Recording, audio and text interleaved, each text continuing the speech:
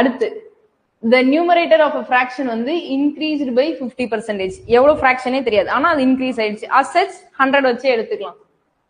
150 ஆயிடுச்சு. ஓகேவா?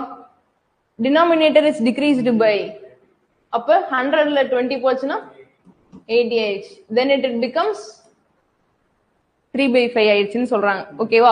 அப்ப நான் நியூமரேட்டர் என்ன பண்றேன், x ன்னு எடுத்துக்கிறேன், டினாமினேட்டர் y ன்னு எடுத்துக்கிறேன். ஏதோ ஒரு x 180 மாறி இருக்கு, ஏதோ ஒரு y 80 மாறிடுச்சு.